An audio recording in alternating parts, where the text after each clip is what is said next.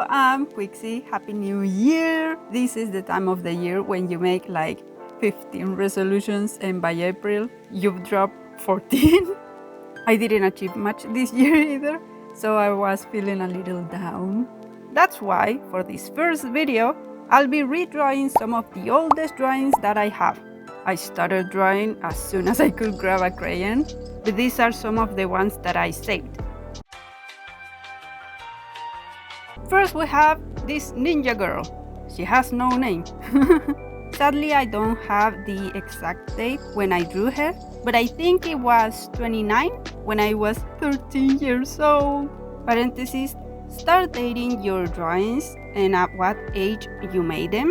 Put it in a corner or in the back. That helps you track your progress, and it is fun to know what style and what influences you had at that age. Speaking of influences, at this time you can clearly see that I was into Naruto. Hinata was my favorite. I used to be really shy, so I saw myself in her right from the start. And I also liked Naruto. I really didn't like Sakura. She was so freaking mean.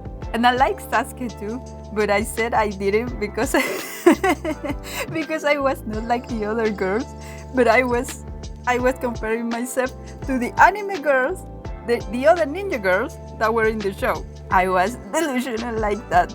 Also, the bandana around the neck was my favorite way of wearing it. Now, you may be thinking that the pink hair is from Sakura, but no, it's from this girl, Louise Francois Leblanc de la Valliere. Seru no Tsukaima was my obsession for like half a year.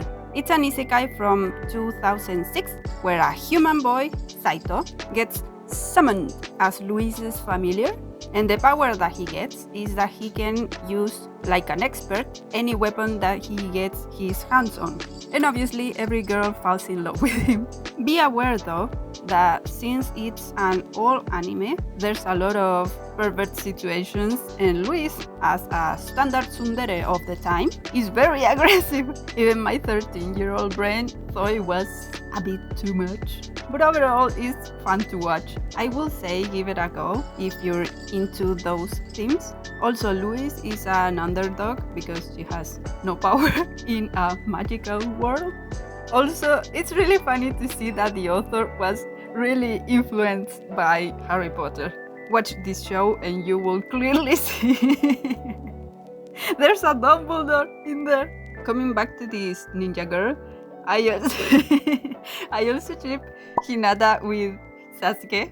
I don't know why, but I really like that couple. I know it's maybe delusional. Maybe they won't work together, but she's so calm and he's like the dark type. And I don't know, I think they will make a really cute couple. Let me be delusional. But since Hinata was the only one that liked Naruto in a romantic way, I couldn't take that from him. So I had to make an OC that was basically Hinata, but with another avatar.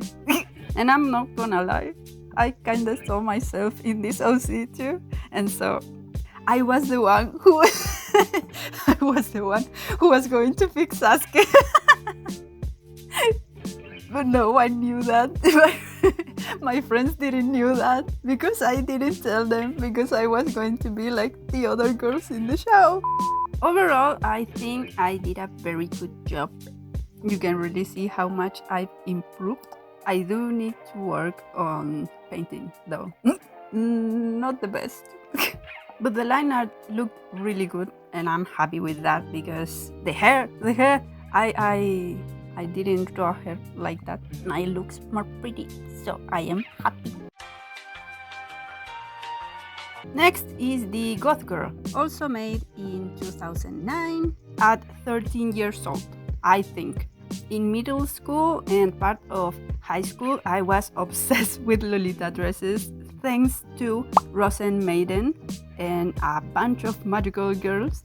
But this drawing was heavily influenced by one of Rosen Maiden's dolls, Suginto. I basically just gave her pigtails.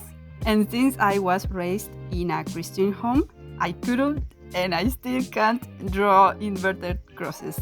Anyways, since I couldn't do the inverted crosses, I drew a bat, because why not? For those who don't know, Rose and Maiden, not to confuse with Maiden Rose, please, if you want to avoid the trauma. It was about a kid named June who buys haunted things from the internet. I don't remember if he buys the doll or how he gets his hand on a doll. And then everyone's worst nightmare happens and the doll comes to life. And then other dolls appear to fight to the death to win the game to become a perfect doll. Why? I don't remember. But then they become friends, obviously. The first antagonist is Suginto. And I don't know why I was so drawn to her, but I guess I was feeling edgy at that time. And I also got my hands in a really black pencil. One day it appeared in my pencil case and I asked around for about a week who it was, but no one knew, so I took it under my wing and I started painting a lot with it. It was a mess. The black started to dust away and stain the rest of the page and the one before it, so I stopped using it. It was pretty though. And those pigtails were influenced by Shugoshara, by Ami's hair. It's not the same, but it's my rendition of it. So a bunch of my drawings at that time had the same pigtail. But anyways, it looks really pretty and I'm really happy with it. So yeah, here's my knockoff Suginto. This one was just a drawing. This one I didn't feel anything for her. She wasn't in the show either. So yeah, it was just a drawing. And finally, we have a boy. I rarely drew boys. I drew this guy and I was in love with him. I wanted to draw the rest of the body, but I didn't know how. So yeah, I just had his head. So coming back to this guy, he is Kazu. I drew this guy when I was 14 years old and it was 2010. At this time, I was still riding the Rose and Maiden wave, but I was also watching Kurojitsuji, and this guy, dear God, he had me in a chokehold. Freaking Undertaker. He had long white hair and a freaking thigh. What else could I ask for? So, Kazu, I made a story about him. It's basically a ripoff of Rose and Maiden. Sora, the female lead, who was also a ubu girl and stuttered a lot, is sent to a boarding school because, of course, get rid of the parents. And in this boarding school, there's a forest because, of course, super safe. And there's a legend about that forest. A man, his wife, and his daughter lived in the middle of it. The wife fights with him and kills the kid and herself. Why? I don't know. The man is so lonely that he starts making dolls and puppets and then makes a pact with a demon to give them life. His soul is divided in 10. Each doll and puppet gets a part of that soul and the demon gets the last one. But then he tricks the guy and takes half of each part given to the dolls and puppets. So now every 50 years they come back to life and fight. Are you hearing that? Just like Recipe. The one who wins gets to keep the other part of his soul for 50 years until the next fight, while the losers sleep.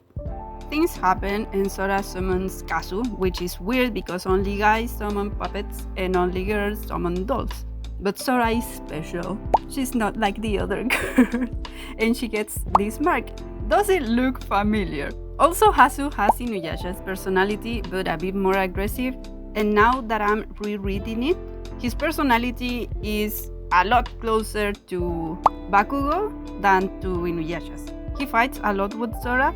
He tries to kill her a lot of times, loving enemies to lovers since 2010. So then Sora and Kazu bicker and fall in love. And you know what? Behind the cringiness of my 14-year-old self, there's a fun story with real enemies to lovers, not mild bickering. You hear me, authors? Mild bickering is not enemies to lovers. I want them to try to kill each other. Is that too much to ask? I think I could make this a successful fic if I wanted to, but I don't think I want to draw. And here he is. I was trying to keep the colors the same and make his eyes and the side pop up, Well, like in the other drawings, I need to work on my painting skills. But the line art looks pretty solid, pretty good. And the light that comes from behind him, it looks fun too. I like it. Anyways, I know I said I was going to draw other stuff, that I didn't need to draw characters, but I do like to draw people the most. So that's what I'll be doing from now on. I'm like a ping pong ball. I go to here, then there. I'll be drawing this, then that. Que sí, que no, que nunca te decides. Tú sabes lo que quieres y no me lo dices. Well, I don't know what I want.